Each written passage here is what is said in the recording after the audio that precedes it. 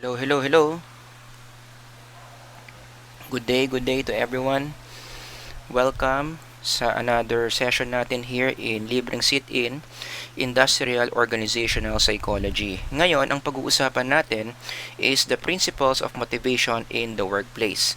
Based on the title, obvious naman na ang pinaka-focus natin is on the word motivation. Sasagutin natin yung tanong na paano pinapataas ang motivation ng mga empleyado in a workplace. Sabi nga nila, ang mga empleyado, makikita mo yung kanilang motivation to work Sunday night. There are two groups of employees. One group will say, Monday na naman, papasok na, excited. Yung isang grupo naman sasabihin, ay nako, Monday na naman, ayaw pumasok, malungkot na kasi bukas may pasok. Now, why is it magkaiba sila ng tono sa pagsasabi ng Monday na naman? Because they differ in motivation level. May mga tao talaga mababa ang motivation sa work, may mga tao mataas ang motivation sa work. Honestly, ako sa tingin ko, between those two, mas marami ang mga empleyado na mababa ang motivation sa work, 'di ba? Aminin niyo 'yan. Mas marami nagsasabi na, ay nako, Monday na naman. Kaya nga may kasabihan tayo, 'di ba? You are like a Monday. Bakit? Nobody likes you. Oo, at maraming empleyado ayaw ng Monday kasi magtatrabaho na naman sila. So let's talk about motivation. Ano ba yan? Motivation is the driving force to achieve a desired goal. Isa siyang puwersa na nagtutulak sa'yo para gawin ang isang bagay. Sa simpleng Tagalog, ang motivation, gana. So kapag ginagamit mo yung word na gana, you are referring to motivation. Wala kang gana magtrabaho. Bakit parang wala ka ng gana sa relationship natin? Bakit parang wala kang ganang mag-aral ngayon? We are talking about a person's motivation. So, I would like you to reflect a last time or a moment in your life na masasabi mong ikaw ay highly motivated. Ganadong ganado ka gumawa ng isang bagay. Whatever is it you are recalling right now, masasabi natin na yung panahon na yan, yung nakikita mo na yan sa utak mo ngayon, that was the day that you were very motivated.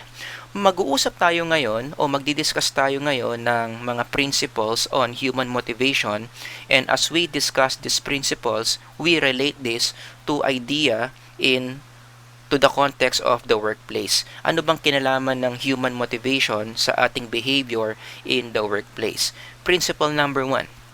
Remember that motivation is all about movement. Ang pinaka-essence ng motivation, what does it mean to be motivated? Anong ibig sabihin kapag ganado ka sa buhay, ikaw ay mayroong paggalaw? If you will read different literature on employee commitment and employee motivation, such as this one by Mayer et al., they defined motivation this way: set of energetic forces that originates both within as well as beyond an individual's being to initiate work-related behavior.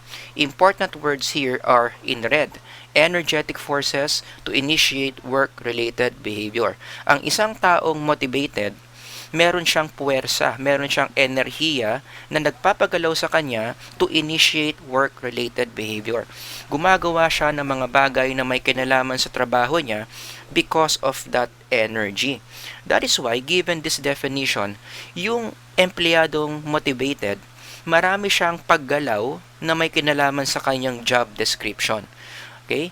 Nagtatawag siya ng mga kliyente, pumipirma siya ng mga kontrata, uma-attend siya ng mga meeting, so on and so forth. A motivated employee will keep on moving. Lagi siyang may gagawin na may kinalaman sa kanyang trabaho kasi nga motivated siya. And vice versa. Ang isang empleyado na hindi motivated, going back to the definition, bibihira mag-initiate yan ng work-related behaviors. Kaya sila yung tatamad-tamad sa opisina, hindi masyadong gumagalaw, natutulog, o kaya nagmo-mobile legends kahit na naka-in na sa trabaho. Or worse, yung iba, dahil hindi sila motivated, hindi sila papasok for that day. Absent. Kaya ang mga mabababa ang motivation related yan sa absenteeism, 'di ba? Ayaw nilang gumalaw ng kahit na ano na may kinalaman sa kanilang work because they have low levels of motivation. Alam niyo ba, before we continue discussing this, meron tayong spiritual truth that we can learn about this, human beings are created to be motivated. Kung baga sa electronics, nung lumabas tayo sa factory, we have a default setting to be motivated. Yan yung ating natural state. We were created by God to be motivated. Paano ko nasabi? Tignan nyo yung creation, Genesis 1:26. And God said, "Let us make man in our image after our likeness, and let them have dominion over the fish of the sea, and over the fowl of the air, at lahat ng creatures na gagawin ng Diyos." Ano pala ang purpose ng Diyos? Bakit niya gusto gumawa ng tao? For man to have dominion over the creatures. Para maging stewards tayo ng creation. Para maging leader tayo ng creation. And you will agree with me na kapag ikaw ay magiging steward ng mundo, steward ka ng halaman, steward ka ng hayop, you need motivation. Para maging maayos ang leadership mo sa mga bagay na yan, kinakailangan meron kang certain degree of motivation. And so, when God created man in His own image, sinama na na niya yung certain degree of motivation natin. So, when Adam and Eve were created, meron na kaagad silang certain level of motivation for them to be able to carry out kung ano yung inuutos ng Diyos sa kanila. In fact, merong supporting verse dito, no? I-forward mo konti sa verse 28. Inutusan ng Diyos ang tao dito. Dalawa utos niya, be fruitful and multiply. Magkaiba yon. Be fruitful means maging productive kayo sa garden. Alagaan nyo yung halaman, alagaan nyo yung mga hayop. Multiply means mag-procreate kayo, punuin nyo ang mundo ng tao. Now, regardless kung alin ang susundin mo dyan, fruitful or multiply, you need to be motivated. Kailangan meron kang gana dyan. Diba? Meron kang ganang maging productive, meron ka rin gana na mag-procreate for you to be able to do all these things. So again, God designed us to be motivated. Default setting natin yan. Kahit ang utak ng tao scientifically speaking, when we are born into this world, we have parts of the brain that generates motivation. Specifically, yung mga nakabilog na mga salita dyan, substantia nigra, the VTA, the Raphe nucleus, all those parts of the brain, responsible yan in generating motivation. Okay, we are born into this world, those parts of the brain are active, it makes us motivated. Hindi mo kinakailangan gumawa ng kahit na ano to make those brain parts function. By nature, pag pinanganak tayo, gumagana na yung tatlong na yan, which tells us that indeed we are expected, we are wired to be motivated creatures. In fact, other than parts of the brain, meron ding hormones. Alam nyo ba yon? Ang hormones, natural yan sa natin, sa katawan natin. Meron tayong cortisol, testosterone, oxytocin. What do they have in common? They make us motivated. Which again tells us that when Adam and Eve were created by nature, ang Diyos, ginawa ang tao para maging motivated. Para magawa natin yung mga bagay that He wants us to do. In fact, kapag ang tao hindi motivated, sobrang baba ng motivation, hindi natin kinoconsider as normal yun To the point we consider it abnormal. Kaya nga na ang depression na sa DSM-5, it is considered a mental illness. Kung isa-summarize mo yung symptoms ng major depression, ang summary nito, low motivation. Ayaw gumalaw. Wala na silang goal, ayaw nang makipag-usap, ayaw nang kumain, ayaw nang gumawa ng mga hobbies, super baba ng level ng motivation. Why is this considered a mental illness? Kasi nga, hindi natin natural state ito. By nature, we are created by God to be motivated. Okay? So let's move on to principle number 2. So, ang isang empleyadong motivated, paano mo masasabi? Patuloy siyang gumagawa ng mga behaviors na may kinalaman sa kanyang trabaho. Principle number 2, motivation affects behaviors in the workplace. Alam nyo, if you read this journal article by Mayer et al., nag-discuss sila dito ng iba't ibang mga components natin na naaapektuhan because of our motivation. Like for example, they found out that there is a direct and strong relationship. Motivation is directly related to the following variables. Mas mataas ang motivation mo, mas mataas ang job performance. Mas inaayos mo yung trabaho mo, ibig sabihin. Mas mataas ang motivation mo, mas nagper-persist ka sa job. Hindi ka basta-basta bumibigay. Hindi ka basta-basta umiiyak. Hindi ka basta-basta nagre-resign. Mas mataas ang motivation mo, most likely pumapasok ka. Most likely maaga kang pumasok. And vice versa, kapag ang motivation bagsak, kapag ang motivation ng empleyado bagsak, most likely laging late yan. Most likely hindi papasok yan. Okay? And of course, sabi sa pag-aaral, motivation is highly related to job commitment. Mas mataas ang motivation ng mga empleyado, ang mga empleyado mataas ang job commitment, which means they stay in the job kahit na mahirap.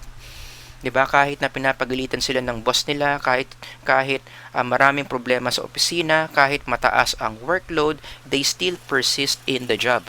If you want an organization to prosper, if you want the organization to be productive, kailangan yung mga empleyado mo mataas ang job commitment. And what will determine kung magiging mataas ang job commitment? It starts with motivation. Increasing employee motivation increases job commitment. Actually, isama mo na lahat eh. Job performance, persistence, attendance, pataasin mo lahat yan if you want your organization to flourish. At ang susi dyan, paano ba pinapataas lahat ng yan? Pataasin mo yung motivation ng mga empleyado. One good example of this would be Apostle Paul, diba? In connection to job commitment. Si Apostle Paul, we can say, one of the most productive, one of the most, we can say, motivated apostles in the Bible. Ang dami niyang accomplishment.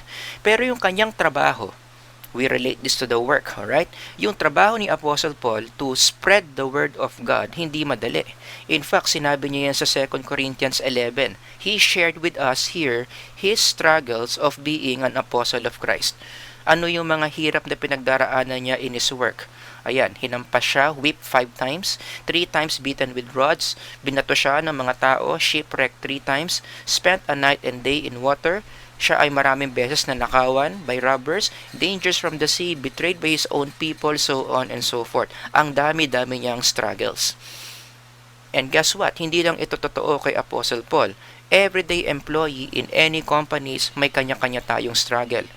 Ayaw natin yung boss natin, masyadong mataas ang workload, nafu-frustrate tayo sa mga workmates natin, traffic, mahirap bumiyahe, so on and so forth. Pero si Apostle Paul, going back to his example, kahit ganyan siya, dahil siya ay mataas ang motivation, mataas din yung job commitment niya. In spite of all these things, he still continued being an apostle of Christ. Nowhere in the Bible na makikita mo na dahil na-experience niya yan, umayaw si Apostle Paul. Hindi siya umayaw. In fact, sabi niya sa Philippians, di ba? Forgetting what is behind and straining toward what is ahead. I press on toward the goal to win the prize for which God has called me heavenward in Christ Jesus. These are the words of a motivated person. Ang isang empleyadong highly motivated, ganyan ang lumalabas sa kanilang mga bibig. And when they are motivated in that level, makakaasa ka that they will stay in their jobs. Magkakaroon sila ngayon ng job commitment. Diba? Hindi sila basta-basta bumibigay. Again, job commitment. If you read the literature on IO psychology, isa yan sa mga predictors of company success. You want your organization to do well, to be strong in the market, kinakailangan yung mga empleyado mo lahat committed sa kanilang mga jobs. Di ba parang asawa? Bakit ang asawa mo? Dapat hindi mo iniiwan. In sickness and in health. Kahit naghihirap na kayo, kahit lagi kayo nag-aaway, di ba kahit feeling mo many days hindi na siya lovable, but you still stay in the marriage. Why? Because you are binded by commitment. And that commitment, the strength of the bind of that commitment, nakadepende yan sa iyong level of motivation.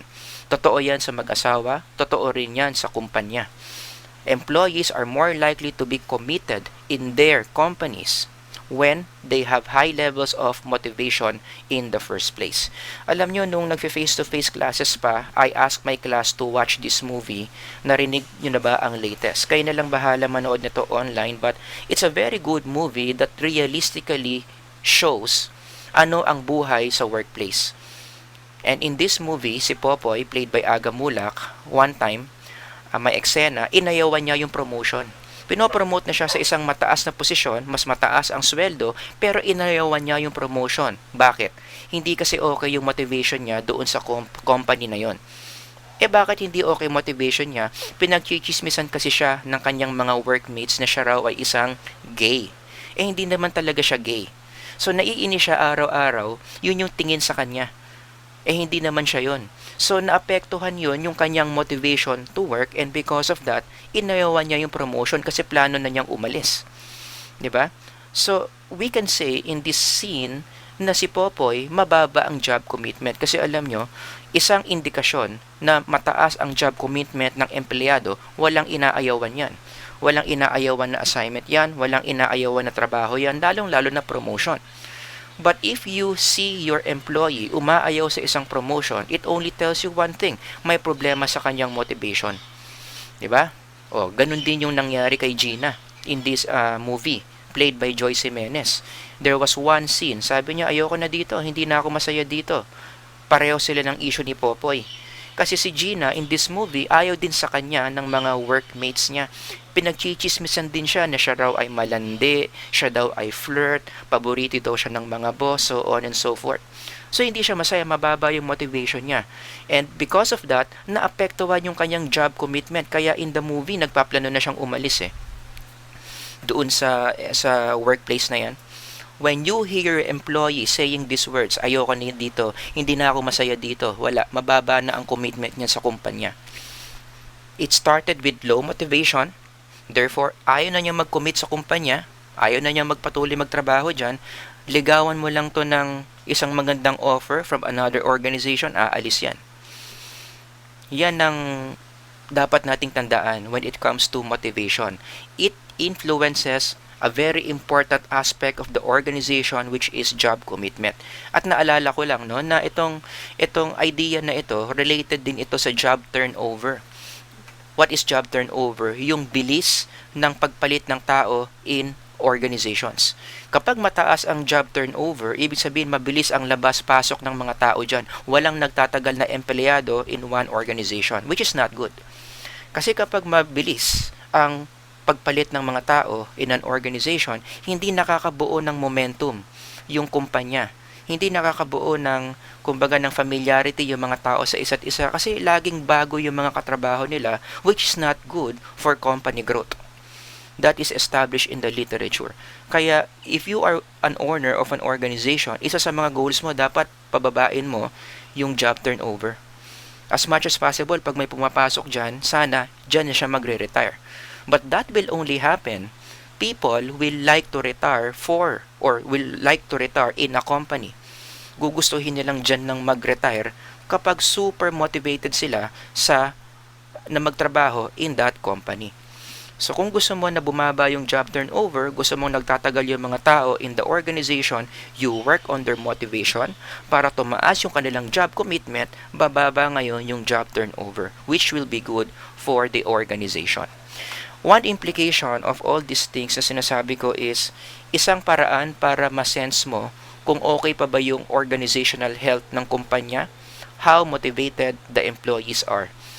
Kung ikaw ay isang doktor ng organization, IO psychologist ka, at i-check up mo yung health condition, psychological health condition ng isang kumpanya, ito ang i-check mo. Kamusta ang motivation ng mga empleyado? Oras na masense mo na ang mga empleyado bagsak ang motivation, the organization is not in good health. Kinakailangan meron kang i-adjust, meron kang gawin sa loob ng organization to increase the motivation of the employees. Like what? Ano yung mga bagay that organizations can do to increase the motivation of employees? Yan yung pag-aaralan natin as we go along. Basta ang point lang dito, ang isang kumpanya na bagsak ang motivation ng mga employees, walang job commitment sa kumpanya, it's just a matter of time bago bumagsak yung organization na yan. So it's very important to really keep up the motivation of employees. Principle number 3, motivation has reason. Sa Tagalog, may pinanggagalingan yung gana ng tao. Hindi yan paggising mo, dilat mo ng mata mo, motivated ka na, may gana ka na. It's coming from somewhere. Di ba parang apoy? Ang apoy, hindi yan naapoy kung walang nasusunog. Yung flame is just an output of something being burned. The same thing with motivation. Yung motivation mo, laging merong pinanggagalingan yan. Laging merong dahilan yan. Question, ano? Ano yung mga dahilan that will fire up the motivation of an employee? Pag-usapan natin. There are two theories to answer that question. Self-determination theory, yung isa incentive theory / intrinsic motivation theory. Unahin natin yung self-determination theory. What makes employees motivated? Meron daw tatlong bagay na dapat maranasan yung mga empleyado sa isang kumpanya for them to be motivated. Autonomy, competence, relatedness. Autonomy, ibig sabihin yan na na-experience ng mga empleyado na nagagawa nila yung mga bagay na gusto nila. Nakakadiskarte sila, nalalabas nila yung style nila sa pag-accomplish ng trabaho.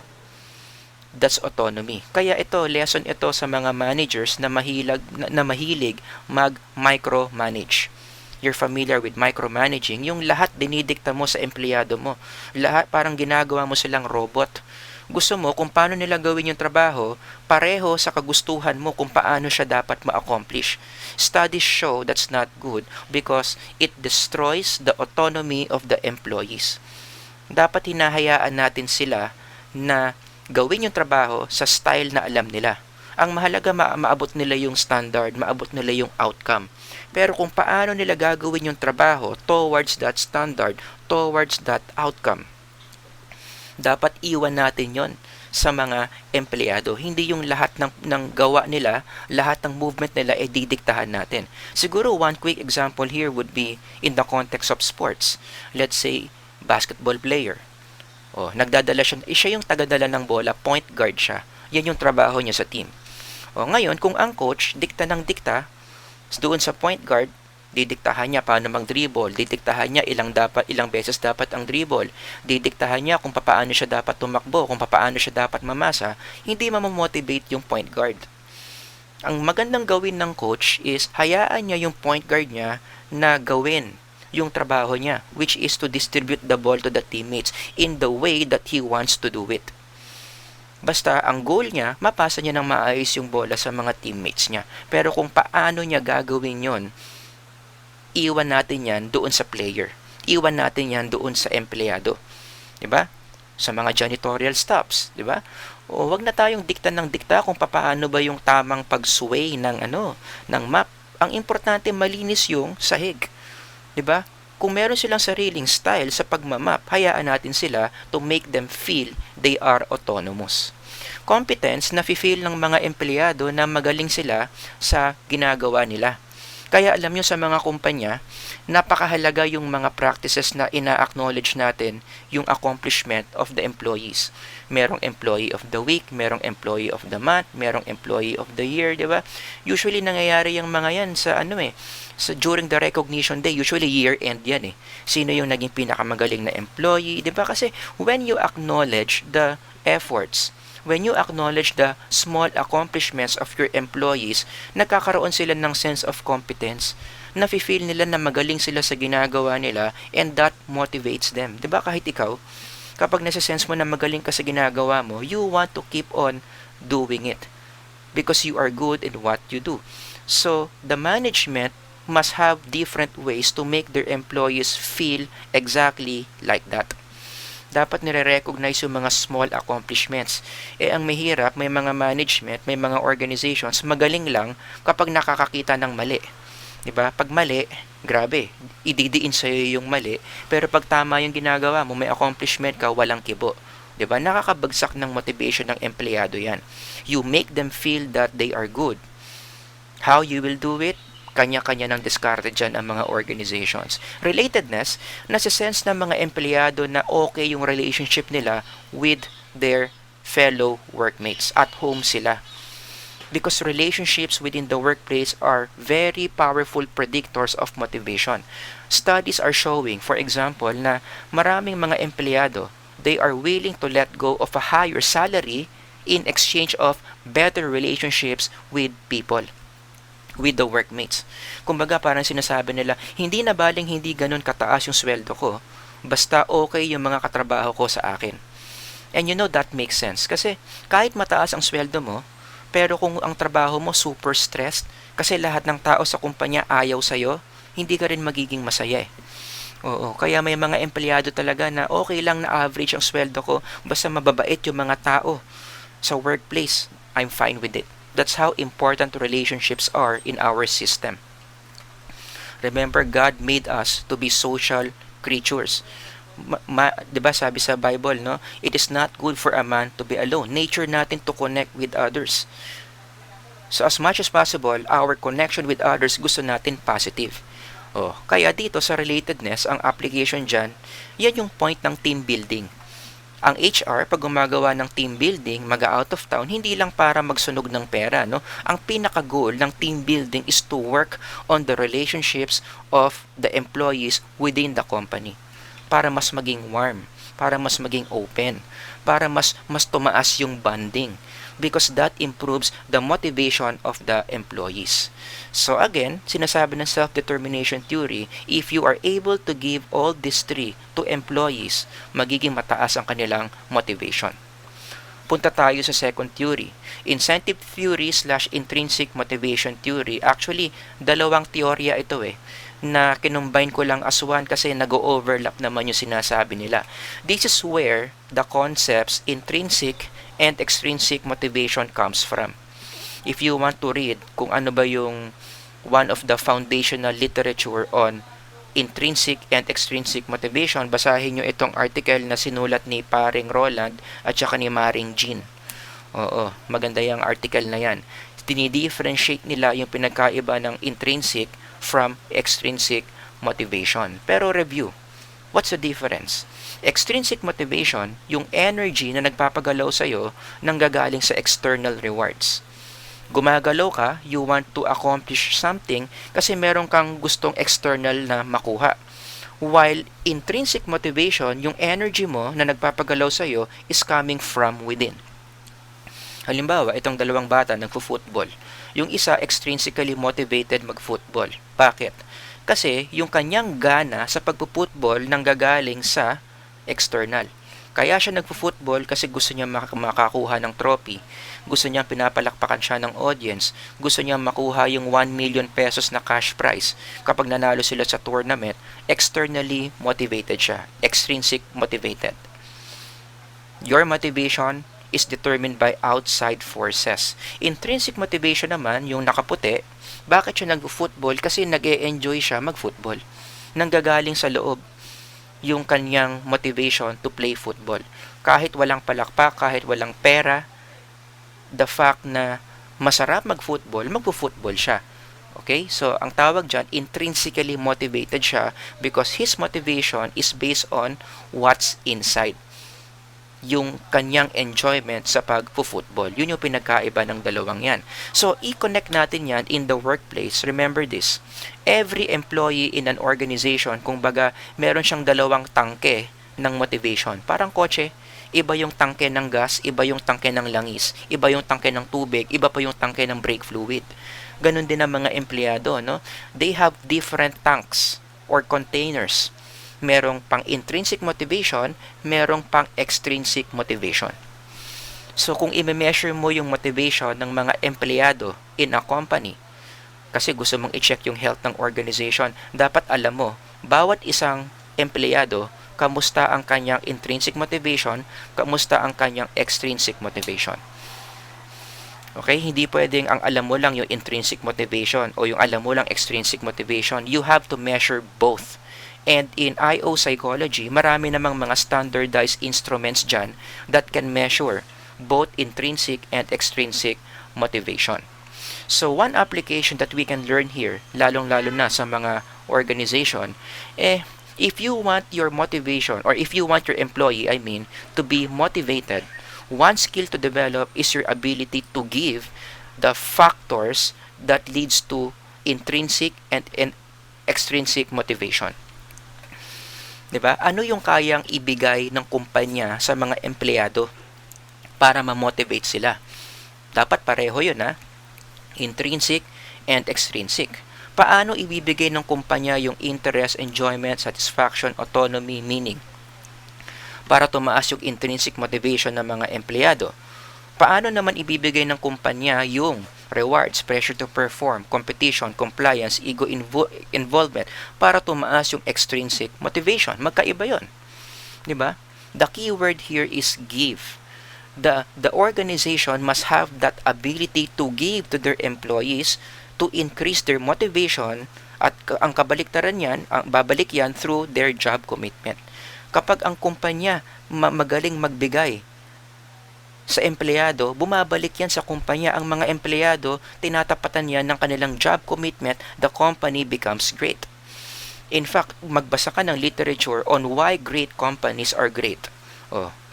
Bakit yung mga tao nila dyan sa mga kumpanya na yan super motivated to work? Kasi yung mga companies na yan, they have practices, they have policies na ina-apply that increase both the intrinsic and extrinsic motivation of the employees. Kaya napakahalagang skill talaga na i-develop ng isang organization yan, the ability to give to their employees. Ang problema, many organizations are not good in giving Oras na ang organization, puro lang take. Tinitake lang nila yung talents and skills ng mga empleyado, pero wala sila masyadong ginigive. Ay nako, it's just a matter of time bago mawala yung kumpanya na yan. Kasi kapag ang kumpanya take lang ng take, hindi nag-give sa mga employees, it demoralizes the employees. Bumababa ang motivation, bababa ang job commitment, maaapektuhan ang standing ng kumpanya. Kaya sana maging lesson ito sa mga may-ari ng mga kumpanya, no? Kayo dapat ang mauuna na magbigay sa mga empleyado. Don't expect the employees to give first. May mga kumpanya kasi ganyan 'Di ba yung pakitaan mo muna kami bago kami magbigay sa inyo. Actually, the literature will tell you that employees are more motivated to work when companies give first. Nagiging symbiotic yung relationship kasi when companies give first. They give to the employees work hard or give back by working hard. Binigay mo, nagbigay ka sa mga empleyado, nag-work hard sila, babalik yung binigay mo sa kanila sa kumpanya mo. Gagantihan nila ng job commitment yung kumpanya mo, mas nagiging maganda. 'Di ba? And you know, that parang ito lang, yung simpleng giving lang, yung simpleng giving of concern lang 'Di ba? May mga organizations, kahit concern sa empleyado, hindi maibigay Sabi nga ni Maring employees who believe that management is concerned about them as a whole person, not just an employee, ano raw nangyayari? Nagiging productive, more satisfied, more fulfilled. Satisfied employees mean satisfied customers, which leads to profitability. Pero para maging ganyan ang empleyado mo, again, nakadepende yan kung gaano ka kagaling magbigay sa mga empleyado mo. Gaano ka kagaling magpa-motivate ng mga empleyado mo, yan ang susi. To increase motivation of your employees, you need to give something to them. Hindi pwedeng ma-motivate ang mga empleyado nang wala kang binibigay. Principle number 4. Intrinsic motivation is better in influencing employee commitment. Ito, mas mag-zoom in na tayo, Intrinsic motivation, extrinsic motivation, zoom in. Intrinsic motivation, we connect that to employee commitment. Kanina pinag-aralan na natin yung commitment, So i-connect natin yung dalawa. What's the relationship between intrinsic motivation and employee commitment? Ano bang ibig sabihin ng employee commitment? Again, based on the article na pinakita ko, a force that binds an individual to a course of action that is of relevance to a particular target. In other words, ang isang taong committed, ang isang empleyadong committed, nandun lang siya sa kumpanya. Kahit may mga struggles, kahit may mga pahirap, that employee stays in the company to hit the target para gawin yung trabaho niya. And this is a good variable in IO psychology. Ang mga organizations na magaganda, one of the common denominators, bakit maganda o profitable yung mga organizations na yan, their employees are very committed in that organization. Ngayon, anong kinalaman ng commitment sa intrinsic and extrinsic motivation? You read the literature on motivation in connection to job commitment, mas magandang o mas nagpapamaintain ng job commitment yung intrinsic motivation. So if you want your employees to be committed on their jobs, doing their best on their jobs, giving their 100%, pataasin mo yung intrinsic motivation nila. Hindi ko sinasabing hindi mahalaga ang extrinsic motivation, it is, pero dapat inuuna yung intrinsic. Pinaprioritize yung intrinsic. Mas malaki ang weight sa intrinsic more than the extrinsic motivation. Because kapag nakapagbigay ka ng mga bagay towards your employees na nakakataas ng intrinsic motivation, doon nanggagaling yung job commitment. More likely employees stay in the company. Bumababa yung job turnover, which is good. They stay in the company in spite of the difficulties that they experience. In relation to that, may pag-aaral na ginawa on that okay, about that idea by Harkwitz et al. Diba? In this study, ang context nito mga estudyante. Pinag-aralan nila yung mga estudyante in a university. Well, workplace din naman ng university, diba? Where students work for their own learning. O, sino yung mga supervisors dyan? Yung mga teachers, diba? So, pretty much the same. Yung konteksto nito, workplace at saka university. Anyway, according to the study, they group students into two. Students who are intrinsically motivated and students who are extrinsically motivated. Yung mga intrinsically motivated, gusto talaga nila mag-aral. Nag-aaral sila for the joy of learning because they want to achieve the mastery of the field they want to master. Yung mga estudyante naman na extrinsically motivated, nag-aaral sila because of external reasons. Sinabi ng magulang, kasi gusto nila makakuha ng grades, gusto nila makakuha ng medals, so on and so forth.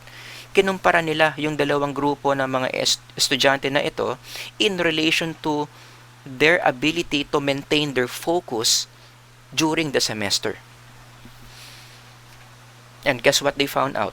Yung mga estudyante na intrinsically motivated, yung kanilang focus, yung kanilang interest sa pag-aaral, very stable across the semester. Talagang kung paano sila nagsimula ng day 1 hanggang matapos ang semester, ganun pa rin yung level of motivation nila. They stay put. Students who are extrinsically motivated, nagfa-fluctuate yung kanilang efforts in studying. Minsan ganado, minsan hindi. Bakit? Kasi extrinsically motivated lang sila. So ang lesson dito, intrinsic motivation is the type of motivation that sustains your effort to achieve your goal. Yan yung epekto ng intrinsic motivation, kaya siya related sa job commitment. And do you know, this is a spiritual idea. In the Bible, nasusulat yan. Kaya nga si Jesus, in Luke 9, chapter 9 verse 3, pinagbawalan niya yung disciples niya to get external things from people when they begin preaching the gospel. He said unto them, take nothing for your journey, neither staves, nor scrip, neither bread, neither money, neither have 2 coats apiece. Bakit? Kasi alam ni Jesus na kapag nasanay ang mga disciples na kumukuha ng mga bagay when they preach, magiging externally motivated sila. Magiging extrinsically motivated sila, which is not good kasi kapag naging extrinsically motivated na sila, yung kanilang commitment sa pagiging disciples magfa-fluctuate, hindi magiging stable. Gagawin na lang nila yung pagpipreach because of material things. Kung wala ng material things, hindi na sila magtutuloy. In contrast to what Jesus said here, look at Apostle Paul. Si Apostle Paul, intrinsically motivated siya. Diba? Kaya tingnan nyo si Apostle Paul. Tulad ng sinabi natin kanina, bakit siya may job commitment? Because he is intrinsically motivated more than extrinsically motivated. 1 Corinthians, sabi niya, for I do this thing willingly, I have a reward. But if against my will, a dispensation of the gospel is committed unto me. What is my reward then? Sinagot niya. Saan daw nanggagaling yung reward niya? Verily that when I preach the gospel, I make the gospel of Christ without charge, that I abuse not my power in the gospel. Saan daw galing yung kaniyang motivation? Doon lang sa idea na napipreach niya yung gospel ng maayos. Those are the words of intrinsically motivated person. Diba? Nagpipreach ako ng gospel kasi napipreach ko yung gospel ng maayos. Doon pa lang, happy na ako doon. Intrinsically motivated si Apostle Paul. Kaya naman, yung kanyang job commitment, ay nako, grabe. Ang dami niya pinagdaanan na mahihirap, but he was still committed in what he does. Okay? So, yung sinasabi dito ng literature in the field of science, consistent sa sinasabi ng Bible on how motivation works. Sana ma-realize nyo yan, no? How smart, the wisdom of the Bible, no? Na kahit psychological concepts na nakikita natin at work dito, after all, ang IO psychology ginawa ng Diyos. At ang Diyos din ang sumulat ng Biblia. Kaya maraming principles in IO psychology, makikita mo rin sa Biblia. Alright? Anyway, now let's go back to this journal article by Mayer et al. Magbabasa ako dito ng mga key parts ng article na sa tingin ko mahalaga, no, na may mga matututunan tayo. On page 999 of this article, ang sabi, employees who view their behavior as more internally driven perceive themselves as working toward the accomplishment of ideals. Okay?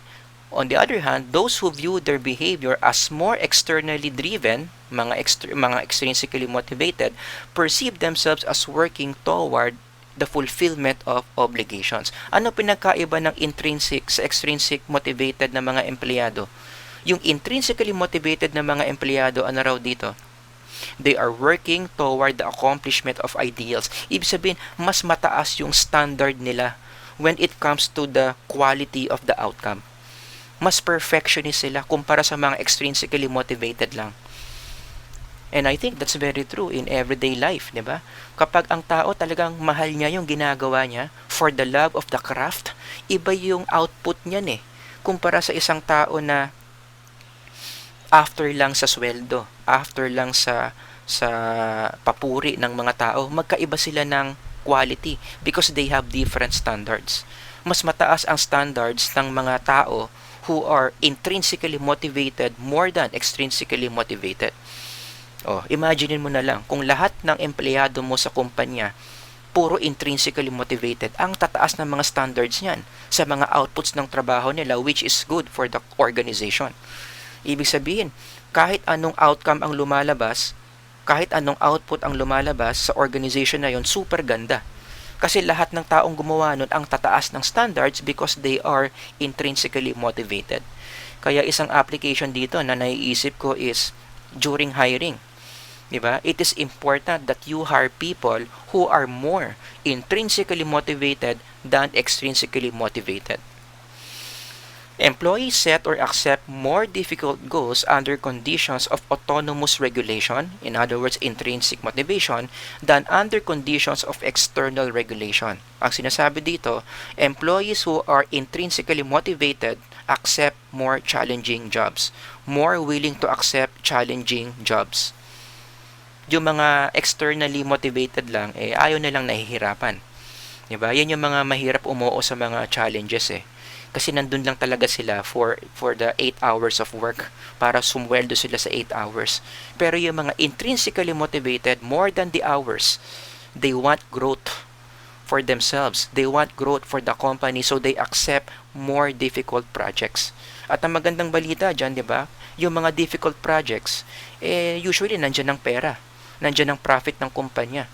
So imagine kung yung mga empleyado mo walang inaayawan na difficulty, walang inaayawan na mga challenges. Lahat yun, ginagawa nila with all their heart because they are intrinsically motivated, magiging maganda ang kumpanya. That's what great companies do. Diba? They accept challenges. Pero para mangyari yan, para tanggapin yung challenges in the first place, dapat muna intrinsically motivated yung mga empleyado. Page 1000. Because they are intrinsically motivated, they choose more difficult goals. Sinabi ko yan kanina, they are more willing to exert effort and persist longer in goal-directed behavior than employees who are just extrinsically motivated. Can you imagine? So, ibig sabihin, mahirap na yung project, yes, pero dahil intrinsically motivated sila, makakaasa ka, they will stay put. Kahit may mga paghihirap silang nararanasan in accomplishing the goal, they stay put. Hindi sila aalis doon sa project. Anong tawag doon? Job commitment. What predicts job commitment? Motivation. Intrinsic motivation, to be more specific. Kaya alam nyo, again, kinakausap ko ngayon yung mga nag-hire, yung mga nasa HR, recruitment department, di ba? Dapat kikilatisin nyo yung mga aplikante. Iba kasi yung aplikante na kailangan ang trabaho versus applicants na gusto ang trabaho niya. Magkaiba. Magkaiba ng framework yan. Magkaiba ng output yan. Magkaiba ang effort na ibibigay niyan when you hire them in the company. I would suggest, sana, i-hire nyo yung mga empleyado na gusto talaga nila yung ginagawa nila. Gusto nila yung field nila. Gusto nila yung expertise nila i-share doon sa kumpanya kung saan sila nag-a-apply. Diba? Hindi yung nag-a-apply lang sa'yo kasi nabalitaan nila na mataas ang sweldo. Of course, that's part of it. That's part of it. Maging realistic tayo, di ba? Na ang mga empleyado naman, isa sa mga kino-consider niyan in applying to a company, yung sweldo. Pero, sana, more than that lang yung hinahanap natin sa empleyado. Di ba? Mas tinitignan natin yung kanilang puso, yung kanilang intrinsic motivation to work more than extrinsic motivation. Parang pagdodoktor. There was a study done on this. Iba raw yung performance ng mga estudyante na gusto ng magulang na magdoktor sila, which is extrinsic motivation, versus sila mismo yung gustong magdoktor. Iba ang performance, iba ang motivation eh. In that study, nakita nila that those students na talagang sila ang nag-set ng goal na gusto nilang maging doktor, mas nag-i-stay sila sa med school. As you know, med school, hindi madali dyan. Ang daming lesson, ang daming aralin, daming memorize, daming mong puyat dyan. Kaya marami nagda-drop out sa med school eh. But one important factor that will determine kung sino ang magi-stay sa med school, alam niyo kung ano yon? How intrinsically motivated students are in becoming doctors. Those students na sila mismo ang gustong magdoktor, mas nagi-stay sila sa med school. Yung mga estudyante na gustong magdoktor kasi gusto ng magulang, kasi gusto nila sumikat, kasi yan yung uso na trabaho, lahat nagdodoktor, sila yung madalas nagda-drop out sa mga med school. So again, ang lesson dito, intrinsic motivation enhances job commitment. And job commitment is good for an organization. An organization with employees na mataas ang job commitment, yan yung mga companies na nagiging stable in the long term. Kaya one lesson na pwede rin natin matutunan dito is, alam nyo, in understanding employee psychology, hindi lang talaga pera ang nagpapasaya sa isang empleyado. Do you agree? Comment kayo sa baba kung nag-agree kayo, no? Hindi lang puro pera ang nagpapasaya sa empleyado, although again, it's part of it. Meron din tayong tangke for extrinsic motivation, but hindi lang tayo humihinto sa pera eh. There are things other than money, other than material things that we value more in a workplace. And those are the intrinsic reasons. Kaya yung mga bossing, yung mga organizations na ito lagi ang linya, ba't di mo ginagawa yung trabaho mo? Bayad ka naman ah. That is a wrong framework. Kasi ang tao hindi lang gumagalaw because of money. Meron pa yung ibang mga intrinsic needs na baka hindi na ibibigay ng kumpanya. You remember Maslow, di ba? Consistent to sa sinasabi ni Maslow sa hierarchy of needs niya, di ba? Physiological needs ang una. Mga material things yun eh. Pagkain, di ba? Ang tanong, kapag okay ka na ba sa pagkain, lagi kang busog, ibig sabihin, you're good in life? Hindi pa. Meron ka pang mga psychological needs after the physiological needs. Meron ka pang security, meron ka pang belongingness needs, esteem needs, and self-actualization. Hindi lang puro pera, hindi lang puro material things. Remember, ang mga empleyado, mga tao yan. The framework of Maslow applies to these individuals in the workplace. And this is also a spiritual truth. Di ba sinabi yan ni Jesus? Man does not live by bread alone, but by every word that proceeded out from the mouth of God. Jesus Christ Himself said that. Ang idea dito, ang tao hindi lang nabubuhay out of material things, out of food. Translate that in the workplace, hindi lang puro pera. Meron pa silang ibang mga needs in the workplace that will make them motivated to work. Going back to page 1000, gusto ko lang mag-share ng something dito. Nakaka-relate ako sa sinasabi ng article. Yung mga intrinsically motivated daw, willing to exert more effort and persist longer in goal-directed behaviors than employees who experience external regulation. Alam nyo, bakit ba ako teacher? Or mas magandang tanong, why am I still a teacher? In relation to this, alam nyo anong sagot? Because I am intrinsically motivated to be a teacher. Sabihin ko sa inyo, ang sweldo ng teacher, ng isang college teacher, hindi malaki. Hindi mo to ikakayaman. I would even say na yung salary, yung profit that I get from what I do, sa tingin ko hindi tugma. Mas marami akong effort na binibigay in connection to the salary that I get. But you know what? That's fine with me. Bakit? Kasi intrinsically motivated ako eh. And the thing is, kahit na ganun yung sistema, I still exert more effort. Kasi yung iba kapag extrinsically motivated, ima-match lang niya eh. Ganito lang binibigay mo sa akin, ganito lang yung effort na ibibigay ko, di ba? Pero kapag intrinsically motivated ka sa trabaho mo, hindi ka nagsusukat ng ganun eh. Kahit ano ang sweldo mo, yung effort na ibibigay mo, laging 100%, laging 105%, laging 110%, regardless of the sweldo. And I can say, I am like that. Oo. Kasi I think, I am a teacher because I'm called by God to teach. And because I am doing something that God called me to do, nagiging effective ako in what I do. Paano ko nasabi na effective ako in what I do? Well, feedbacks from my students. Like for example, this one, share ko lang sa inyo, no? Meron akong naging estudyante dati, after niyang makapasa sa akin, sinulatan niya ako. Basahin ko sa inyo yung sulat niya, no? Kinover ko naman yung pangalan niya. Ito si Mr. Blank. Sabi niya, Dear Mr. Lee, good morning po. I just thought of writing to you this small note to say thank you. This is, in other words, to appreciate your wonderful service for us. So, in-appreciate niya yung efforts ko as his teacher. I want to say that honestly, I like your teaching style. I studied in DLSU last 1.5 years and happy to see a teacher like you with full of energy. Ayan. Nakikita niya yung motivation ko sa klase. Though you say you are losing it on the way. Kasi nag-open up ako sa klase na yan na there are times na parang bumabagsak yung motivation ko to continue teaching. Pero eto may lesson na naman dyan Ang intrinsic motivation, hindi ibig sabihin yan 100%. Lagi kang malakas. Lagi kang ganado. Kahit intrinsically motivated ka pa because of external factors tulad ng fatigue. Minsan, kahit intrinsically motivated ka, bababa yan eh. Pero that's fine. 'Di ba?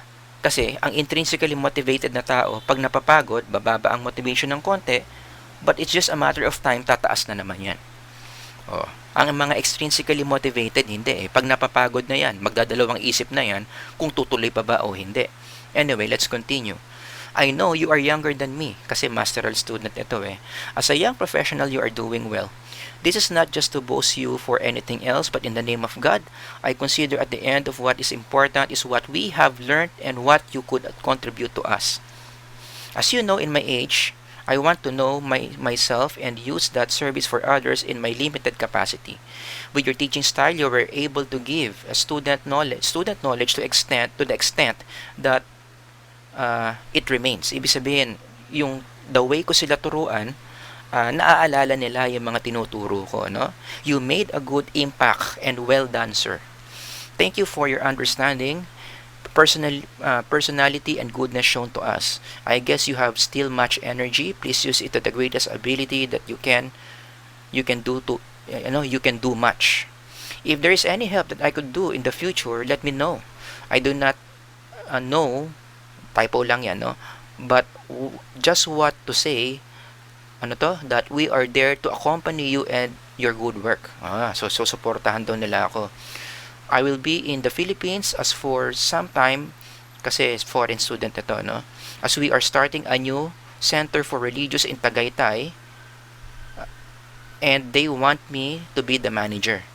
I wish I can invite you for different talks there in the future. And I am sure to pray for you and your future. Let me say again, maraming salamat po. God bless you. These are the kinds of letters and feedbacks that tells me na ako effective sa trabaho ko. Why am I effective sa trabaho ko? Because I exert so much effort in what I do. Why do I exert effort in what I do? In spite na parang hindi match yon sa nakukuha ko. It's because I am intrinsically motivated. Imagine niyo kung lahat ng empleyado sa company nyo, ganyan ang level of energy. Willing to give, 110% of themselves because they are intrinsically motivated to do the job, gaganda yung organization na yan. I promise. Kaya alam nyo, after all these things, ito yung mga magagandang application that we can do. In the perspective of the organization, if you are part of the management, alam nyo, magandang tanong. What can you give to your employees to motivate them? Again, the key word here is give. Sabi ko nga kanina, ang organization na hindi marunong magbigay sa empleyado, hindi nagtatagal. That's the only way that you can make the relationship between organization and employee symbiotic. The organization gives and the employees give back. Nagiging maganda ang relationship ng dalawa. Oras na ang organization maging makasarili, nako, take ng serbisyo ng mga empleyado, it won't work. So key question, what are the things that you can do in your company? What are the things that you can give to your employees to increase their intrinsic and extrinsic motivation? Ano yung pwede mong ibigay in your company that will give employees enjoyment, purpose, growth, curiosity, passion, self-expression, and fun? Intrinsic motivation pa lang yun, ha? Oo. Iba pa yung patataasin mo yung extrinsic motivation nila. So what can you give in the organization para magkaroon ng promotion, pay raises, bonuses, benefits, prizes, winnings, perks to increase their extrinsic motivation? Because ideally, dapat talaga pareho yan. Pareho mong mine-maintain yan if you are the owner of the organization. Intrinsic and extrinsic motivation. At alam nyo ha, this idea is biblical. Keyword give. How much are you willing to give to increase the motivation of your employees? It is more blessed to give than to receive. That's biblical. At totoo yan. The more the organization gives the employees, the more the employees give back. Ulitin ko, mali yung idea na aantayin mo muna yung mga employees na may ibigay bago ko may i-give. Hindi, baliktad. As the owner of the organization, pagpasok pa lang ng empleyado, dapat yun ang una niya makikita. That this company, this organization has a culture for giving. Because the organization will be blessed in a lot of ways kapag meron siyang ganong kultura. And the Bible says that that company will be blessed when they give more than they take. Application naman para sa mga recruiters o yung mga HR dyan o yung may mga planong pumasok sa HR. Alam nyo, ang isang lesson dito is sa recruitment, mahalaga na kunin natin yung mga aplikante who are more intrinsically motivated than extrinsically motivated. Sabi nga, diba, if you want to be successful in this world, you have to follow your passion, not a paycheck. Iba kasi yung empleyado na nag-a-apply sa'yo na, again, kailangan ng trabaho versus gusto niya yung trabaho niya. Iba yun eh. Yung empleyado na kailangan lang niya yung trabaho after the sweldo.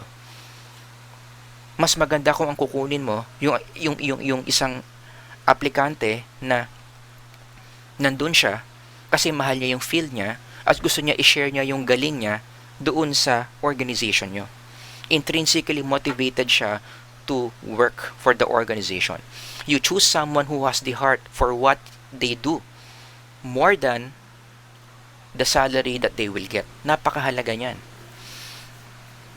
Na magpapasok tayo ng mga tao sa kumpanya na mas mataas ang intrinsic more than extrinsic motivation. Again, don't get me wrong. Hindi ko sinasabi masama na ang isang empleyado gusto ng sweldo. Let's be realistic. Isa naman talaga yan sa mga factors eh. Bakit mag-a-apply yan sa kumpanya? Because of the salary, but you need to select employees who is not only after the salary but they want to offer something within themselves for the organization. Yan ang magandang attitude ng isang aplikante. Paano mo malalaman kung ganun nga yung aplikante? Gagamit ka nga ng psychological test. Gagamitin mo yung interview skills mo, so on and so forth. Very important for the recruiters. Ito rin. Meron ding application ito para sa mga empleyado na nag-a-apply. So, kinausap ko na yung mga organization, kinausap ko na yung mga magre-recruit. Alam nyo, may responsibilidad ka rin bilang isang aplikante. 'Di ba? As an employee, huwag mo lang laging aasahan yung kumpanya na mag-increase ng intrinsic at extrinsic motivation mo. Although, again, they need to do that. pero ikaw mismo may responsibilidad ka to increase your own motivation, specifically intrinsic motivation. Paano? Paano mo i-increase yung intrinsic motivation mo? You change the way you see your work. You see your work as your calling. Diba? That's the best way na maging intrinsically motivated ka sa ginagawa mong trabaho. Yung tingin mo sa trabaho mo, God placed you there. Diba? Kapag nag-apply ka sa kumpanya, hindi ikaw o hindi HR yung kumuha sa'yo. Hindi yung CEO yung kumuha sa'yo. It was God who placed you there. That's a very good perspective. God is your employer. After all, yung kumpanya na in-applyan mo, Diyos ang may gawa nun eh. Yung CEO na bossing mo, Diyos din ang gumawa nun. Kaya kung titingnan mo, kung iisipin mo, nandoon ka sa kumpanya na yon because God placed you there. Because that's your purpose, because that's your calling. Lahat ng tao may calling. Romans 8:28, all things work together for good to them that love God, to them who are called according to His purpose. May purpose. So when you see your job that way, this is my purpose, this is my function. God created me to be in this function. And I am going to do my best to fulfill His purpose for me. Magiging intrinsically motivated ka. Diba? Colossians 3, sinasabi rin yan. Whatever you do, work at it with all your heart as working for the Lord, not for human masters, since you know that you will receive an inheritance from the Lord as a reward. It is the Lord Christ you are serving. Huwag ka magtrabaho kasi may sweldo. Huwag ka magtrabaho kasi pupuruin ka ng supervisor mo. Huwag ka magtrabaho kasi bibilib sa'yo yung CEO, no? You work because you know the God who placed you there is watching you. Intrinsic, you want Him to be proud. You want to show Him that you are doing well what He asks you to do. That's the best way to intrinsically motivate yourself as an employee. So I hope meron kayong mga natutunan sa mga lesson natin ngayon on employee motivation. If you know anyone na kailangan marinig tong lecture na to, I give you my permission to share this video. Talagang i-share mo lang sa kanila at makinig sila sa lecture na ito para mas maintindihan nila how motivation works in the field of the workplace. Thank you everyone for listening. Until next time, bye-bye. God bless.